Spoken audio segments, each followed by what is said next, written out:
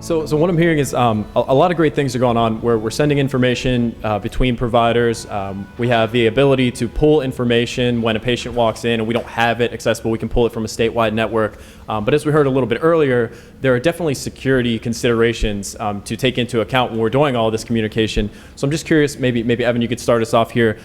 What are some of the considerations we have to have? What are some of the provisions that we have to put in place to make sure that while we're doing all these great things, we're doing them in a manner that's safe and that protects the best interests of the patients?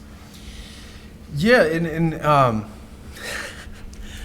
I'm reminded of an old Saturday Night Live sketch where Chevy Chase was playing President Ford, and he was at a debate, and he was asked a question about the economy. He said, "I was told there would be no math. I was told I would not be asked any security policy questions." But that's a trick we've got with ENS right now, and frankly, why we are not offering it to ambulatory providers right now is patient attribution and some of the things around that, and who is whose patient. It's very much more clear cut who is whose member, so we can go with that and we can have a degree of certainty that says Dr. Preston should be getting this person's notifications, this person's, and this person's.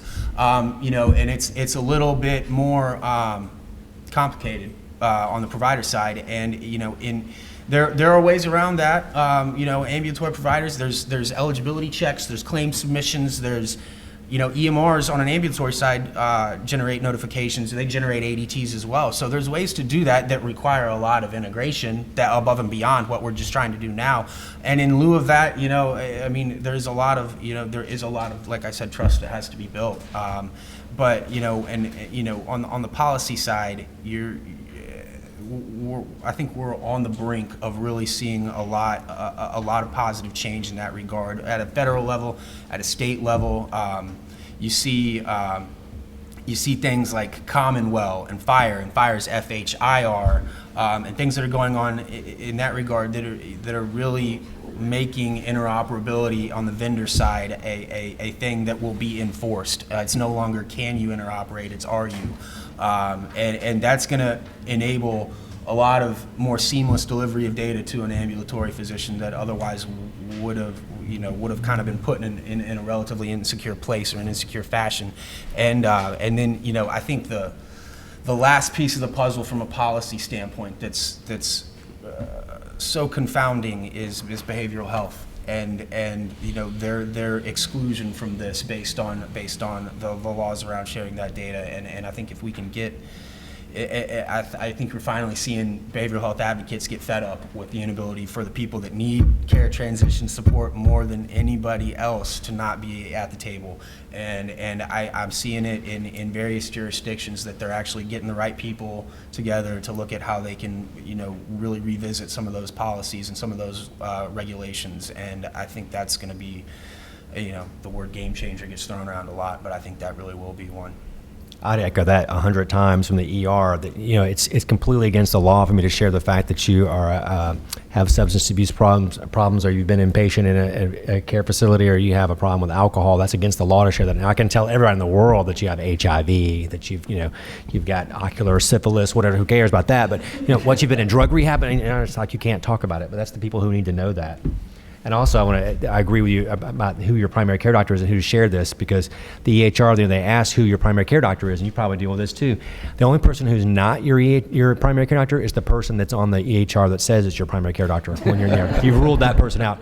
Every time I see a patient in the ER, back in my mind, I hear in the background like the thing from Family Feud, where you say, I've told you yourself, the patient, 100 times, top 10 answer on the board, who is your primary care doctor? And the answer one is, they just have to give you a different answer every time. So it's completely insane. Have them guess who they think their doctor is. And a lot of times they don't know. Maybe they don't have a primary care doctor then. So who do you share that with, and who do you hold accountable for that? So if they don't have a primary care doctor. So sure. Okay, so shifting gears a little bit, Dr. Deeb, if I could ask your opinion here, what about the patient receiving the care? Specifically interested in perspectives from you and the other providers on the panel about how EHR is directly beneficial to the patient, and kind of like where the sources of information are coming from, how it's being used, and how might this change in the future?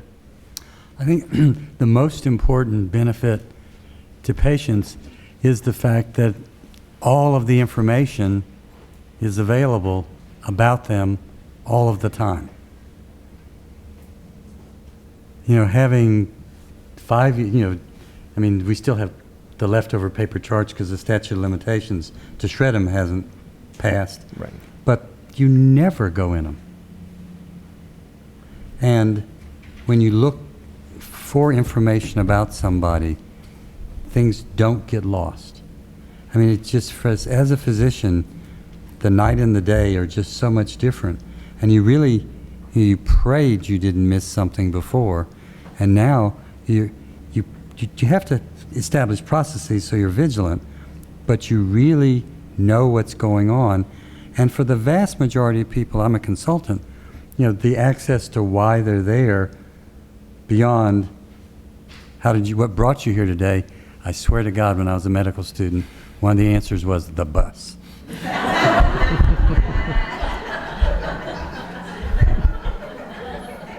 You're not from Detroit, are you? Atlanta. Same thing. Same thing. Perfect. So, it's just really, the quality of the interactions is just so much better. I would say, too, to agree with that, for the ER, at least 10 years ago, the question used to be when they come to the ER and say, ma'am, can you give me what medications you are you on? And they'd pull out a list, hopefully, or else they would try to go from the I think it's this, it's this, it's this. It's a 10-minute conversation. The whole time you're like, just kill me now. Right, please, spit it out. But that conversation now has been like, I see that you're on lisinopril, aspirin, Lasix, and you're taking 5 milligrams of curcumin a day, but it was changed to 2.5 last Thursday. Is that still correct? Right? And then you go, yep. Yeah, and we're done. We're moving on. So, right? So, and it's more accurate, more correct. And then the second thing is just clinical decision support. So on paper, there's nothing there to help you guide that. So I think our cancer screenings for colon cancer here 10 years ago they were just abysmal. And now that we have EHRs that point you to say, hey, this patient hasn't had a colon cancer screening done in 10 years, it prompts the doctors another tool there is to say, point you in the right direction, say, hey, I see this hasn't been done. Let's get this knocked out for you. So the clinical decision support is in its infancy, but it's really making some good progress there. And that alone would be a reason for me to buy an EHR for my office there, just to help me get on track with that, because I couldn't keep up with it otherwise. So I think patients are getting a big benefit from that. Sure. Okay, I want to make sure that we get to one of the questions from our audience we just received, and this one is suggested for Dr. Glisson, but by all means, the entire panel could put their opinion in here. So the question is, what steps or activities from a position of adopting these healthcare analytics should provider organizations take to align with the coming care process redesign? So we're seeing a trend of moving toward more value-based care, and that's going to require us to change the way that we provide treatment. And so what kind of changes or what kind of position or activities should provider organizations engage in to make sure that they align with the future? Well, I think that starts with contracting. So I think when you sign your contracts, you really need to put in some measures there that you can actually keep up with, like your colon cancer screenings. I think you should be reimbursed by how well you're preventing that, what your A1Cs are for your patients. These are real life quality metrics that you should be held accountable for. I think that means more than seeing 45 patients a day. I think it means more than doing all these office-based procedures where you try to do that to maximize your reimbursement. So I think, number one, get your financial incentives in line where you're actually paying for quality, and then get the tools like we talked about in the earlier conversation with Pam there about which EHR is best for you. It's probably how you do things in your office there, but you really need an EHR that's focused on quality and not just dropping a bill. So, and that's the problem, because legacy HIT is focused on dropping a bill. And really, these things need to be turned inside out to where we focus on quality metrics, and reporting. So I think if you get all those things aligned for you, you're in the right direction. So focus on contracting and quality in your contracting, and then focus on quality in your EHR. So I think if you keep those as your guiding principles, you're in the right direction. And I would also add, if you're in office-based practice, engage your hospital, engage your closest hospital very, very quickly, and say, how do you want me to get you this data, and how can I get yours? Because the hospital, as the value-based payment, as it comes down the pike, they're just going to stop. Hospitals are going to stop referring out to the physicians that can't use their EHR to increase quality. You go. There's a perfect anecdote within the Florida HIE of there was an anesthesiology group in South Florida that wanted to get data from a hospital down there, and so they engaged them, and they said, and the hospital was already on patient lookups, so they said, our data's out there. You need to go talk to the folks in Pensacola, and they'll get you set up so you can go query it. And so this office-based practice in South Florida was able to by way of Pensacola, go down and get their their neighborhood hospital's data, and that's that's the conversation that needs to be had with with every hospital, with every office-based practice, to devise that type of strategy as to how you're going to get this, because if you don't, you're not going to be seeing patients anymore, and you're not going to be getting paid. It's as simple as that. And I think maybe just to wrap things up here, we've talked about a lot about the benefits and the challenges associated with this, but what we're particularly interested in hearing, maybe given your experiences with implementing these systems, is what are some of the current best practices that are being undertaken, some of the people that are really doing this, making this transition well, and maybe what are some of the areas for opportunities for improvement, basically, that you've seen in your experience, and really any input on that side of the house? For implementation. Wow. So Baptist Healthcare is going through a EHR selection process right now. We're going to do it, roll out a whole new system here. And I told them it's like getting a second tour in Afghanistan. You're just like, I can't go back there. I can't do this. I can't do this. And then you talk yourself into it. So we learned a lot of lessons rolling it out there. And our first lesson is that your vendor will come with a set of this is the best practices, and that may or may not be true. So I would say question everything that they say. And really look at your workflow, like Pam mentioned there, about what's important in your workflow first, and make sure that the EHR matches that. And then we for instance, in our EHR selection process right now, we have a force ranking system where we put 20% on quality, 20% on people, 20% on growth. I don't know how much is that, 60%? And then we have 30%. Again, there was no math involved, but sorry. I'm missing something. But anyway, we put 30%. We put an increased amount on financial viability. So the whole making sure that the payment can drop and that we can report these quality measures are probably the most important thing for us for our rollout. So for us, we focused on finance first and then made sure everything else kind of fell out from there and focused on our workflow. Yeah, and another best practice that I don't see a lot of people doing: check vendor references. I am, for all intents and purposes, a vendor, and I can tell you a lot of them lie a lot. and ask for references. Pick up the phone. Do they do what they say they can do? How quick are they? How responsive are they? When you don't do that, you're opening yourself up to just be misled on everything that the basis upon which you're engaging the vendor. So that's such an easy step that goes such a long way that a lot of people don't think to do. And go somewhere and work on the system with somebody who uses it, because that's where all the warts will come out. Site visits after you check those references, absolutely. Absolutely. Well, I think I speak for everybody here when I say that we really appreciate the four of you joining us and sharing your knowledge and experiences related to this issue. I'm just going to go ahead and hand it over to Kim here. We have a few closing remarks, but we do want to be respectful of your time. So panelists, thank you so much for joining us.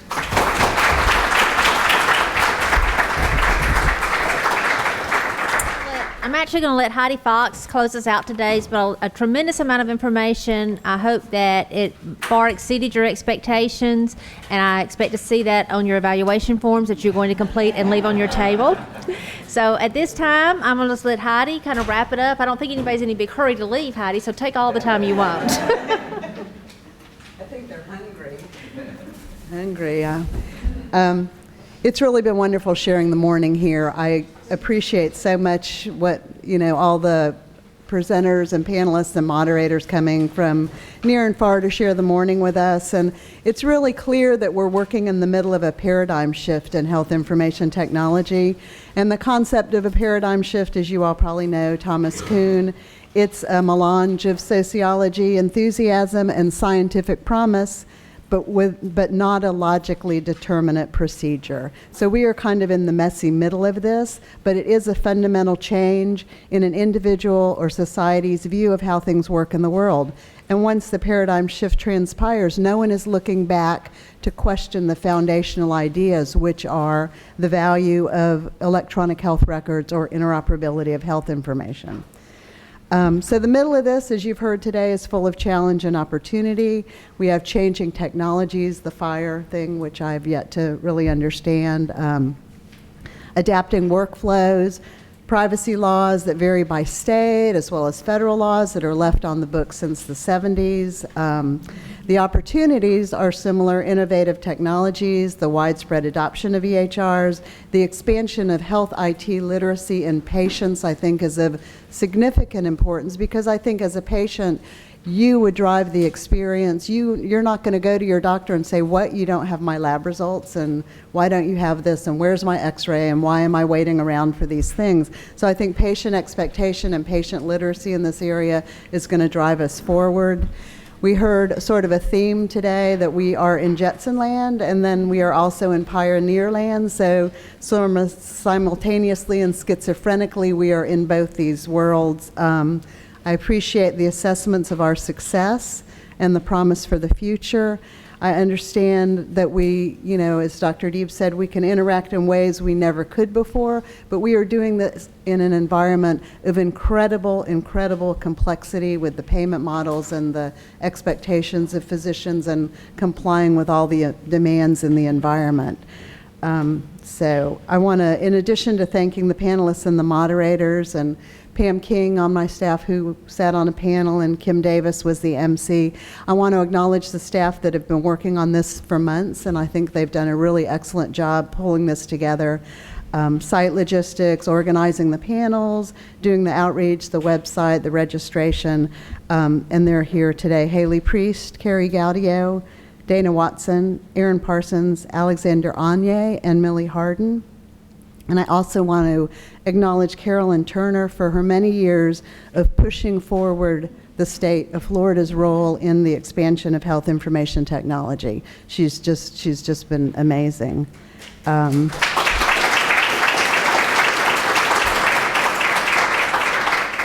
So looking to the future on the Florida HIE, the governance of the Florida HIE is currently an agency responsibility. This was originally established in the Cooperative Agreement Award, and since the funding ended in September of 2013, the technical operations have continued under through a contract with Harris Corporation. The contract, as you heard, is supported by user fees. Options under consideration for the future governance of the Florida HIE would be identifying a process for transfer to a private governing organization that would enable everything to sort of continue as is, or continuing the agency's governance oversight with a procurement of the technical, operational, and governance services. So to that end, next week we will be issuing a request for information for planning purposes. We're going to determine vendor interest and perspectives about the opportunities for operating the Florida Health Information Exchange 2017 and forward. Information gathered from a request for information is used for purposes of planning. It can help us determine whether or not to competitively solicit. It can help us determine specifications for a solicitation, what sort of interest is out there. Responses will not result in the execution of a contract. So this is a request for information. This is not a procurement. So look for that on our vendor bid system if you're interested in responding. And the future of health IT in Florida will continue to develop and grow. We look forward, the agency, to continue our efforts supporting that, supporting providers, supporting patients, and we hope that you all participate in future events. We've had a great time, and thank you so much.